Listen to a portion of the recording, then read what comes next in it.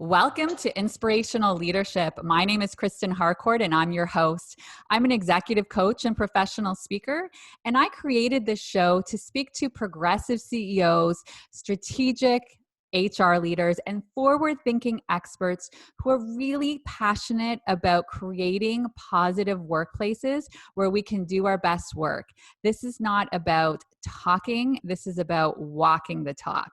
And I am really privileged to introduce you to today's guest. I have Jamelle Lindo, who's an emotional intelligence leadership coach, also a facilitator and trainer, and works at Paradigm People Development. Welcome to the show. Thank you so much for having me. It's a pleasure to be here with you, Kristen. So, Jamelle, I think as a starting point, I always let people know right now it is July 20th and we are still in a global pandemic. A lot has changed in the world over the last 4 to 6 months. And so I like to start there and really make it personal for you, Jamelle. How are things going with you? How have the last 4 to 6 months impacted you with this global pandemic? Yeah, that's a great question. I think that we're all being challenged and stretched in new and unexpected ways, right? I was speaking to someone not too long ago, business partner, and we had all of these incredible plans, and I looked at our last meeting, and our last meeting was in February. And so we had reconnected recently, and I said, isn't it crazy that we had all these plans to do all of these things, and look where we are now? We couldn't have called it, right? And so I think for me, it's adjusting to what's happening. And the lucky thing on my end is that I have 3 streams of business, coaching, training, and speaking. And the coaching is already all happening online. So I'm one of the lucky ones that wasn't totally impacted. And the other thing that I've been thinking a lot about and transitioning into is the digital side. So how do I reach more people virtually? And that's something that was always on the horizon, but I never really got to because things were just so crazy before all of this happened. And now I have the opportunity to do wonderful podcasts with people like yourself. I think on the emotional side, since I am an emotional intelligence coach, it's been the same as anybody else, challenging, a lot of ups and downs, good days, bad days, but that just speaks to the importance of my work, right? And for me, it just means doubling down on all of the things that help me to show up the way that I need to show up emotionally to bring value to the people that I work with, right? So it just speaks tremendously to my work, and it's put me in a position where I have to double down on my work, not just for others, but for myself. Yes. I so relate with so many of the things that you said. First of all, recognizing there have been some silver linings, right? That now it's afforded you the time to focus on some things that perhaps you had been considering, but just really didn't take action on it because you're being pulled in many directions. So it's like, okay, now I have an opportunity to really get involved in this online world. And the other thing that you point to, which I've spoken to about a lot, and for anyone who has been listening to the show regularly, is that all of the stuff that you and I are talking about when it comes to emotional intelligence and mindfulness, it's not like we're just going out there and teaching it. We're practicing and using this every day in our lives. And so a lot of those tools that are in our toolkit, we've really been able to leverage them and recognize what's going on for ourselves. So I agree completely. I feel very privileged and grateful that I've kind of came across these tools over 10 years ago and been able to really put them in the day-to-day practice. Yeah, 100%. And it's interesting that you say that because I think oftentimes when we are the practitioner, sometimes, we can feel that we are the masters of something. And I always say, if you meet someone who says that they've mastered emotional intelligence or they've mastered mindfulness or they've mastered self-awareness, run the other way because it truly is a lifelong journey, right? And even as an emotional intelligence coach, I go through the gamut of emotions and negative thinking just like anybody else. The difference is that I have so much experience working with it and understanding it. So it's a lot easier for me in a pandemic or whatever the situation may be to find an emotional and mental equilibrium, to find a sense of emotional and mental balance. And once you have that balance underneath you, it's like standing on a firm platform, and then you can actually go out there and do the things that you need to do. But when that platform of your mind and your thoughts and your emotions is unstable, what you find is this constant interference every time you try to go out there and accomplish something. So for me, again, I had to double down to find that emotional balance. And in working with other clients, I'm so happy to see that because of the work that I've done with them, they were able to show up in incredible ways during this pandemic. Yeah, I think one thing that you pointed out there is so important to remember, that the teacher is always the student. We're always going back and forth, right? You don't become the teacher and never the student again. We're always learning. It never stops. And I like where you went there, and I think it would be great to share with our audience. What are some of those tools that you notice? So if we think about what's going on right now, and there is so much uncertainty, there can be some crisis management happening, right? Things need to be, decisions need to be made quickly, and sometimes without all of the answers. There's definitely resiliency is something that we really want to be able to tap into right now. So I'm curious for you, and a lot of the work that you're doing, and I'm going to be interested because it's a lot of the work that I'm doing as well. What are some of those recommendations you make for people that are, let's talk specifically about what's going on right now in both our workplaces and outside of workplaces, because the line's really been blurred right now. Because I don't know about you, I'm in my workplace, which is my home. I also have the kids home, another significant other that might be down the hallway. So really, quite literally, our work and our personal life have really been integrated very, very much in this current climate. Yeah, absolutely. So there's quite a bit there. And to kind of make sure that there's an understanding, I want to start by explaining really what emotional intelligence is. And then I'll talk a little bit about why it's such an important skill to develop given the times that we're in right now. I mean, it's always important, but it's especially important right now.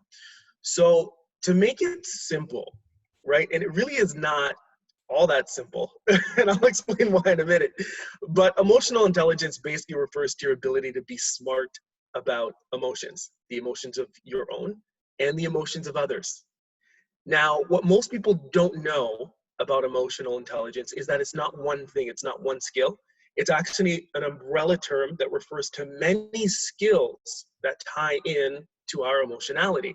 So what skills could those be? Well, these are skills like self-awareness, your ability to be able to perceive your own thoughts and emotions and see how they impact your behavior. Things like empathy, which is the ability to be able to tap into and understand the experience of someone else. How is the world occurring to someone else right now? That's important because it will help you to communicate with them, to tailor your message so that it can be well received. You need to know what's happening for them emotionally and mentally in that moment. Otherwise, you'll be totally off base in your communication. Another skill that a lot of people don't realize is a part of EQ is assertiveness, right? That's your ability to be able to stand up for what you believe in, say what needs to be said, have the difficult conversations, not to be confused with aggressiveness, okay? Assertiveness is not aggressiveness. In fact, it's your ability to be able to say the things that need to be said in a positive and constructive way. So I've only listed 3 out of 15 different skills. But again, if I were to kind of summarize and break it all down, I would say that emotional intelligence is essentially the most quintessential people skill. How do you deal with people? And that includes you. You're a person, right? Now, what does this all have to do with where we are today? Today, we are in an incredibly difficult time. There is this sense of unknown. We don't know what's around the corner. We don't know what is going to happen. There's this feeling of having a lack of control, right? We don't understand why these things necessarily are being imposed on us. Information is changing all the time. The restrictions are changing all the time. There's this lack of clarity, right? Now, on top of that, you still have to be able to show up in your work. You still have to be able to perform. You still have clients and employees and colleagues. And if you're a leader, you have a team that is depending on you to be there and effectively do what it is that you need to do. But that is in conflict with all of these emotions that come with the unknown, that come with the stresses of everything that we're dealing with right now in this pandemic. So when you think about all of those things, you then start to realize why having an understanding of emotion what you're feeling at any given moment, but also understanding the emotions of others, whether that be your family, your colleague, your friends, the people that are reporting into you if you're a leader, is that much more critical, that much more important. And then you compound that, and I'm going to finish here. I feel like I've been talking for 10,000 years. You compound that with the fact that everybody is virtual, right? Everyone you talk to is on this little box here, right? I'm in a little box and you're holding it on your phone, which is another little box. This is how we're communicating. So you're removed from them physically, which means that all of those little cues that you would normally get when you're face to face are not there. So you have to be that much more tuned in order to be able to communicate effectively. Yeah, no, I really appreciate you taking the time to do that, because I talk about it all the time, but there's people here that aren't necessarily clear when we say emotional intelligence, what exactly do we mean by emotional intelligence? And as you've just described, it talks about a lot of different areas, but as you and I both passionately believe, and I think how you just demonstrated beautifully and what you just said right now, it's key to what's happening every day in our interactions to not be able to work through the emotional intelligence and understand how your emotions are impacting you and the people around you. How can you possibly be as effective at your job? Yeah, that's exactly it. And I'll give you some really simple examples just to make this a little bit more contextual, right? So let's say, you're about to enter a virtual call, and what you're thinking about is the uncertainty of your role. So you don't know, given the organization that you're working for and what they do, whether or not there's any certainty there. You don't know if they're going to stay in business. You don't know if they're going to lay people off. You have no idea. So you're attending this call, and let's say that this call is about a new marketing campaign that has to be rolled out. And you're the leader of the team that's going to be rolling out this marketing campaign. So all of these conversations are happening. But if you have all of these emotions of fear, of uncertainty, of frustration, what will happen is they start to form a cloud, right? And they obstruct your ability to be able to focus on the task at hand. So if you don't resolve or acknowledge or deal with those emotions, now your ability to do a very simple task is compromised. That's just you. That's just the individual. Now I want for you to compound that with your team. Imagine the entire team feeling the same set of emotions, but not having conversations around it, and now trying to collaborate with one another. What are they thinking, right? They could be thinking, do I really want to give myself to this project right now? I don't even know if I'm going to be with this company, you know what I mean, in a few days. How am I going to give my best work when I'm thinking about whether or not I'm going to be able to provide for my family within the coming weeks? I'm thinking, instead of preparing for this presentation, I'm thinking, should I be preparing my resume? So as you can see, our emotions and the situation is informing our ability to be able to perform. So you have to deal with, and I'm sure we'll get into this stuff, Kristen, you have to deal with those emotions in order for you to be able to show up effectively in what you do. Yeah, I think it's a really good example and scenario you gave right now, because it's one thing to talk about it intellectually. It's another to talk about, like, really get into what's happening in the day to day. So let's stay with this example you just gave here, because I think it's very well done. And so what do you recommend? So the leader's about to go on to this call. And let's just go through the scenario exactly like you described it. They're feeling exactly like you just described. And other people on the call are also having their different thoughts and challenges around it. How do we work through this? Yeah, that's a great question. So the first thing that a leader needs to do is they need to focus on themselves and their own state and manage that first, because their emotional state is setting the tone for their team. So if they're showing up and they're disgruntled and they're upset and they're frustrated and they're annoyed and they're not aware of it, they will not realize this, but it's going to come across in their behaviors. Slightly passive aggressive tones, maybe directly aggressive tones. There's going to be negativity, and all of that negativity is now going to start to impact the culture and the way that people interact and the psychological safety of that particular group. So if the leader is not managing their own stress, what will happen is that stress will filter through to their group, and it will seize, right? So think of when calipers or something mechanical seizes, right? All of those gears, it will seize the mobility and the ability for your team to be able to perform effectively. So you have to develop an ability to recognize what your emotional state is and how you're expressing it. Now, I don't want to make this seem like it's wrong to feel those emotions. In fact, it's totally normal. We're all human beings. It's not about the right and wrong emotions to feel. It's about your ability to recognize any emotion and manage it appropriately. So if I'm developing a practice of self-awareness and I'm about to go into a meeting, I might ask myself, what emotional state am I in right now? What am I feeling? And I need to label my emotions. Just by labeling them, you reduce, right, the intensity of those emotional experiences. You shed light on them. And then you set yourself up to start to choose how you're going to show up in that moment, as opposed to arbitrarily reacting to an emotional state. And that's the power in emotional intelligence. So if I stop and I pause and I recognize where I am, I might just be authentic in that moment and share with the team, hey, I just want for everybody to know, we have a job to do, but this is challenging for me, and I'm sure that it's challenging for you guys. There's a lot of uncertainty, right? And for me, it's frustrating. There's some concern there. You may be feeling the same. And what I'm doing is I'm opening up this dialogue to have a conversation about what's really happening so that we can start to clear that cloud of emotion, allowing people to express, right? Being authentic about where you're at, but still leaning into assertiveness and self-confidence. Self-confidence is also another part of EQ, so that you're taking responsibility for the direction that you're moving in, even if you're unsure with whether or not it's going to be successful.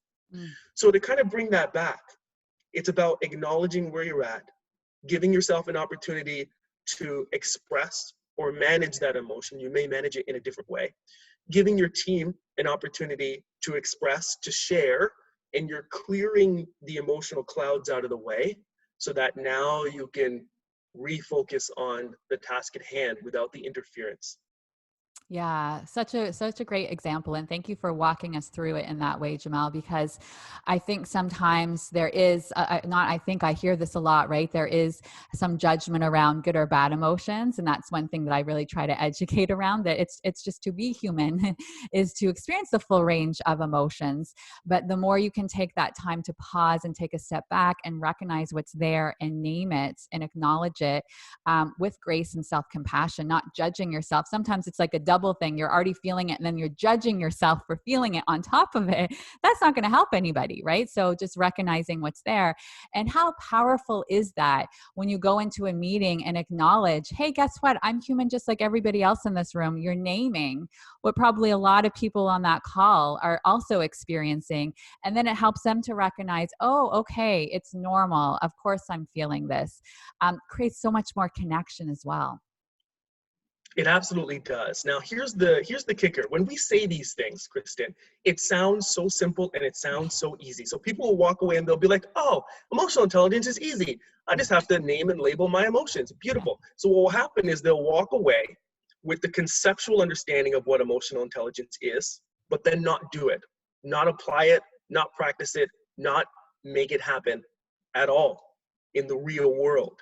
Right? So that's the reason why emotional intelligence is so elusive. All of the studies show that emotional intelligence is connected to high performance and also to effective leadership.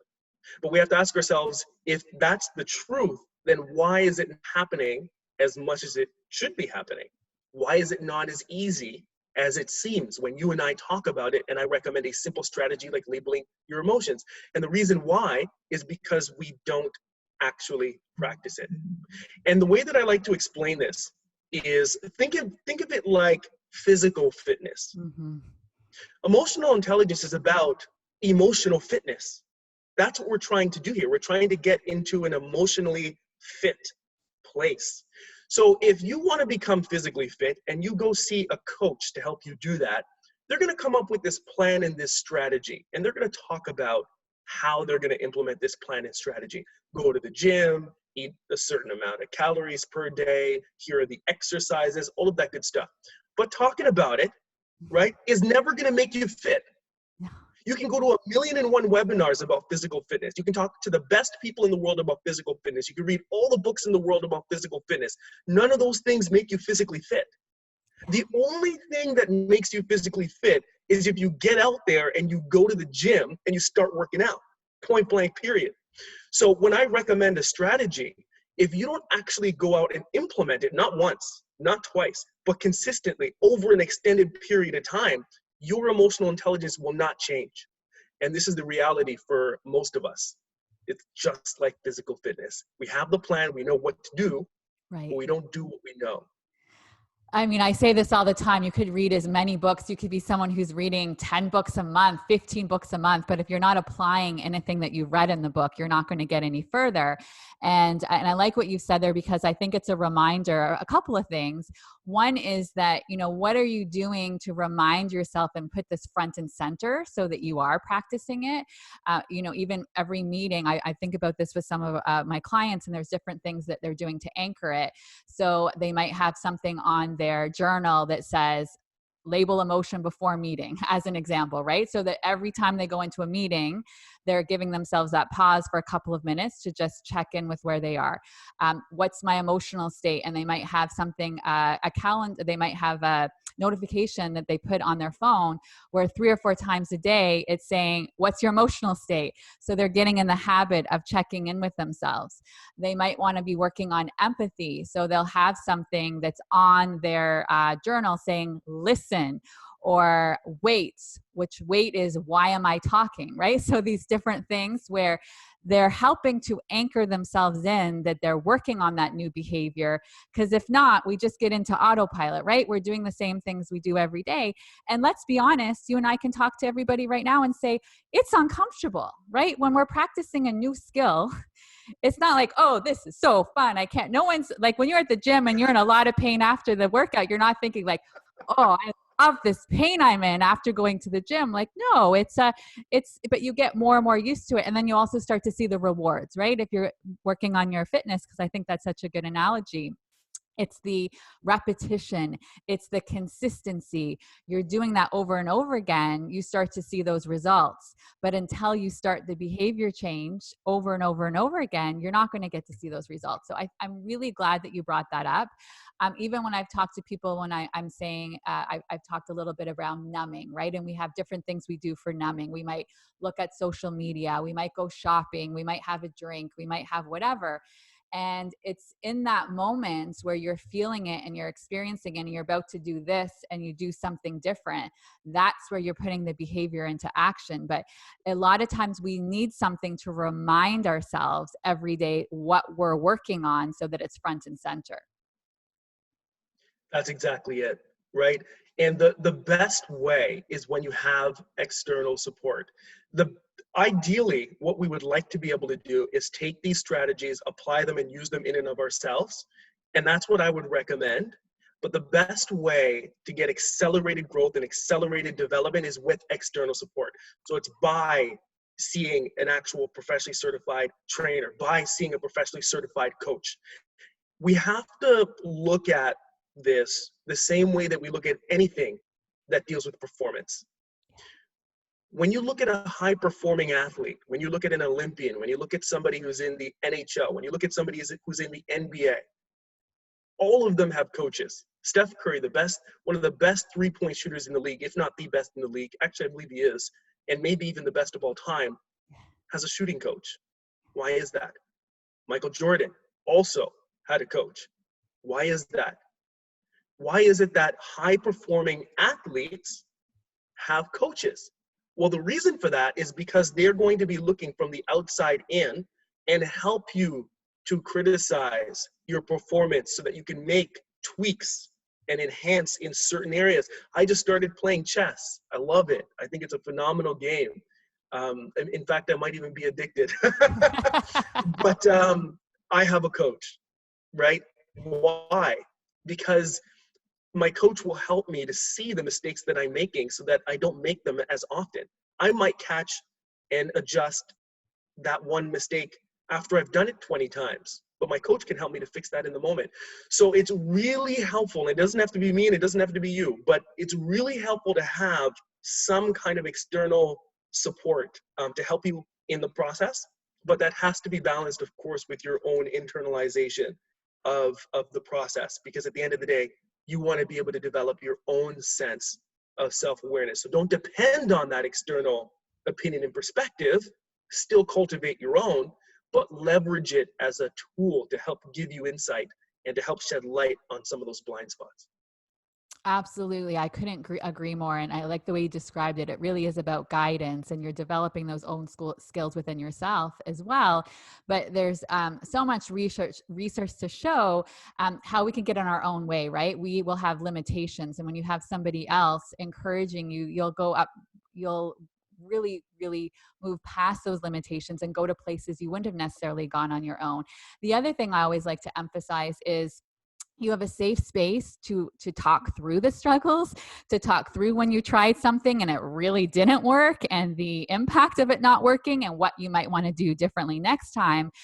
The other thing that I think is really, really critical that I see with a lot of the high performers that I work with is there's also somebody who's championing you and celebrating the wins, because a lot of times it's like, well, I got that done. Check that off the list. What am I going to do next? Right? There's no pausing and celebrating like, wow, look what you just accomplished here. Like, look at where you were 6 months ago. Because a lot of times high achievers are so busy looking out this way and always looking forward and what's next, that they forget to go back and look this way and say, wow, look what I accomplished in the last 6 months. Look what I accomplished in the last year. A year ago, people in meetings would say, I didn't shut up and I was always talking. Now I actually sit back and I talk a lot less than I ever did before.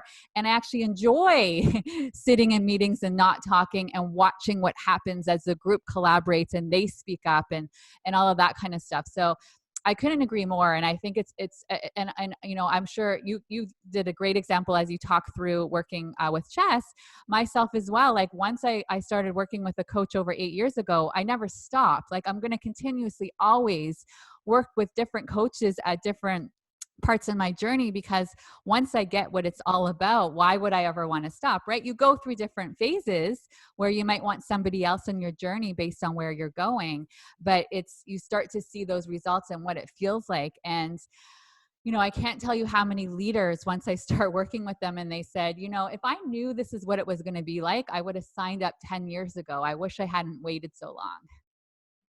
Yeah. Definitely not on day one, though. I don't know. My clients don't say that on day one. Yeah. Normally, day one, it's like, if I knew it was going to be like this, I would have never signed up. Yeah, that's kind of a funny joke, but it's true, right? Because you nailed it.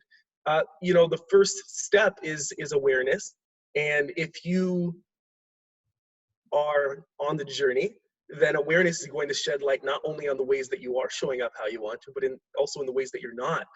And so to see that and to not run from it, but to face it head on is difficult work. It really is challenging and it's very uncomfortable, as you mentioned, but it's a part of the process. In fact, if you're engaging in some form of development and there's no discomfort, then development is not actually happening. So we have to welcome that experience and understand that that's what leads us to truly being able to expand and become better and become more and begin to reach into our true potential. So that piece around discomfort is necessary. And so it's interesting because when you go out there, something else that you mentioned, when you try these strategies, they are not going to work. If you go out there and you try, let's say, an empathy strategy, I'll give you an example.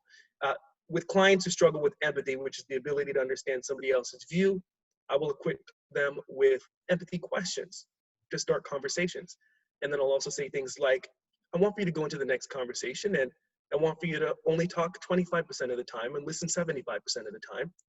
And while you are talking, I want for the majority of that talking to be questions. And let's come back and let's talk about how that goes, right? So they'll go out there and they'll give it a shot and it won't work, right? They'll find that they're talking way more than 25%. They'll find that when they are talking, they're not using questions, that they're using statements or they're explaining things as opposed to, pulling information from the other person and gaining an understanding of what their view is. So what happens is we can now come back and look at that and dissect it and figure out what's really going on there. Why is it that understanding somebody else's view is so challenging. And then you get all of these crazy insights that come up when you start asking some really difficult questions. And oftentimes it's things like, well, it's because I feel that I have a need to be right. And if I let somebody else talk long enough, I might be wrong. And that's where that insecurity comes from, to have to be the one who's speaking all the time. Like, that's some real stuff, right? And these are the things that are holding us back from living into our potential as leaders and professionals and empowering other people to do the same. Absolutely. And to use that example, because I just find that shows up so often in leadership, sometimes they start to even recognize that it's difficult to not go in and fix things, right? They're so used to being the problem solver. And then to ask questions for that person to actually learn on their own, which is so empowering, right? Because now that person is developing the skills for them to come to their own solutions. It's actually, that feels quite uncomfortable, because a lot of times we've been conditioned to have to go in there and fix everything, right? So to not fix it feels really uncomfortable. So I really like what you're pointing to there is the exploration and what you discover from all of this, and practicing so many insights you couldn't have even imagined, but you don't get the insights until you go and start practicing it, right? You can't just talk about it. That's exactly it. And you can absolutely start practicing on your own. I don't want to leave the message that you can't. That's where I recommend that you start, right? Is with daily self-reflection. An exercise that I do with clients is I just have them do a journal, right? At the end of each day, you write down, what were your trigger moments? What were the events that got you into an emotional state? What happened? What emotions did you feel? Why did you feel those emotions? Or it's best to say, what was the reason as opposed to why, right? Yes. So what was it that caused that emotion? Yeah. What were some of the thoughts that you were thinking that fueled your emotional state? Mm-hmm. And if you do this over an extended period of time, what you'll find is by week 2, typically if you do it daily, you're going to start seeing these patterns in the things that trigger you. You're going to start seeing patterns in the emotions that arise. And you're going to start seeing patterns in the stories that you tell yourself. Now you come to a position of power because you can see what's driving you and what's motivating you. And so self-awareness gives you the ability to perceive, right? Ability to perceive gives you the ability to choose, and the ability to choose gives you freedom. And that's what it's all about. 100% this is about freedom. I like the way you've articulated that. And I think it's great what you were just talking about there is that connection to mindfulness and emotional intelligence, because a lot of times it's recognizing the story that's then creating the emotions and feelings that come along with it. And when we start to reframe the story, even recognizing that the story is playing in the background, a lot of times we're just in autopilot. We're not even with that until we have more of that awareness, recognizing what the story is, because that's where you start to have the power of shifting the story, asking yourself if the story is even true. I can't tell you how many times when I've worked with clients and then they start to recognize some of the triggers and the emotional states that they get to, and then they recognize when they really start to explore, it's like, oh, that story is all made up and it's not even true. Yes, exactly. And so it's that all of these things are driving and motivating us, but they're outside of our view. We're not actually seeing them. This is where the lack of self-awareness comes in. But that becomes hard to believe, right? Because if I were to ask you, are you aware of the things that are driving you in every moment? The average person will say yes. Yeah. If I were to ask you, are you self-aware? The average person will say yes. And it's such an elusive thing. Because if I ask you about self-awareness, of course you're self-aware. You're here, you're breathing, you're awake, you're having a conversation, you're going in your car, you're driving, you're going to the grocery store. How could you do those things if you were not self-aware? And so there's this superficial level of awareness that we refer to, or that we think about when I ask these kinds of questions, that deals with just engaging in everyday life. And we confuse that with real self-awareness, which means that you're able to see what you're assuming in any given moment. You're able to see what you're making up. By the way, most of your thoughts are just made up, completely made up, arbitrary stories. Why? Because we as human beings need to have meaning, right? So when that person cuts you off on the road, you need to have a reason for why that happened. Well, that person is a jerk, right? That person is inconsiderate. And we make that up without that second layer that says, what did I just tell myself? Is that true? And that's what I'm talking about when I say self-awareness, because that person who cut you off, right? That person could be on their way to the hospital with their wife in the back who's about to pop a baby out.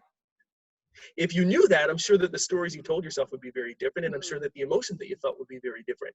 And so it's this inability to criticize our thoughts as they arise that prevents us from really being able to gain control over the way that we feel and think.